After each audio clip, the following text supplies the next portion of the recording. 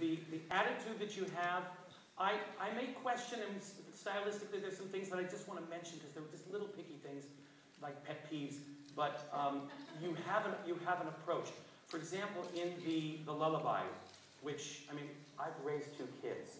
I've sung to kids. And you know what's wonderful? When they fall asleep. and so, if they're asleep and you go, ah!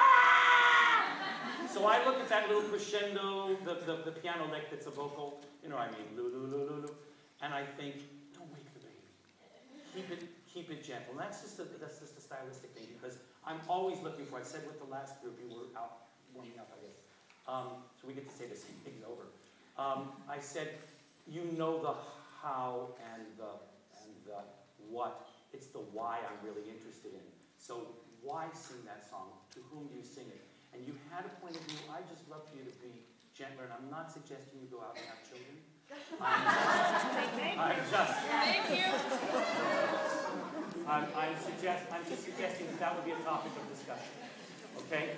I also think you guys travel this show a lot. Do you? Have you do a lot of different venues? Yeah. Okay.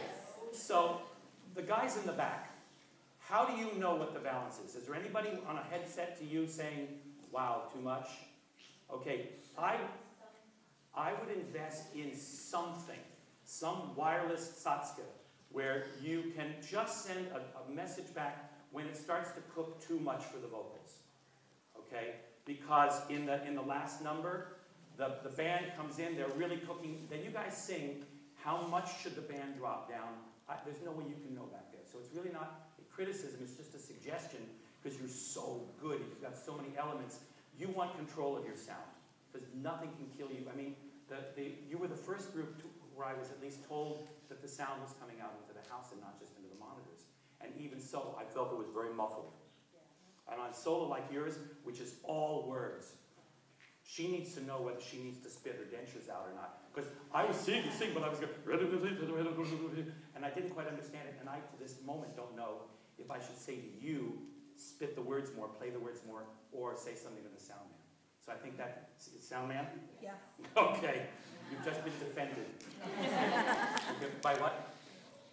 Oh, okay. Well, okay. But I would say on something like that, it's as somebody once said, you do the vowels with the air in your mouth, you do the consonants with the air out in front of your mouth, so that you're really out there and it doesn't affect your tone. I also want to say that what I usually hate about show choirs is that the choral values, the vocal values, just go out the window. And you are the best choral singing show choir I've heard in this century.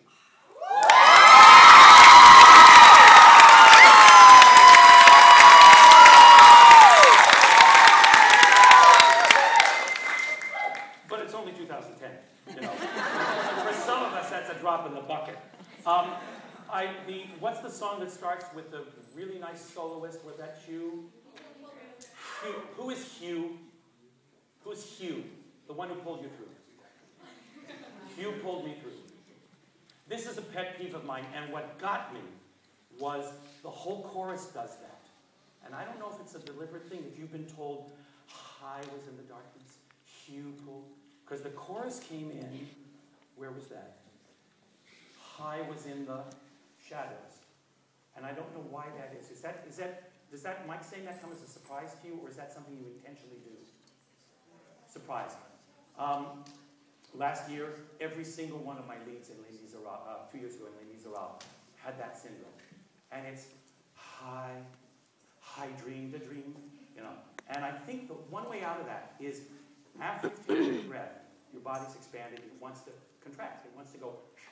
So if you, just as you're starting, you like take a sip. You take a teaspoon of air. Okay? Imagine that you were concerned about, you know, not having a windscreen, and you don't want to go, just a little thing, pet peeve. I was so happy to find something to suggest. So I thought it would work that. I meant when I said Don did a very, very, very short critique of the last group, because you guys, you really put it together. And we've been here, I don't know how many choirs we've heard, but you're the very last, and I cannot think of a more fully committed group to end this thing. Thank you very much for an exciting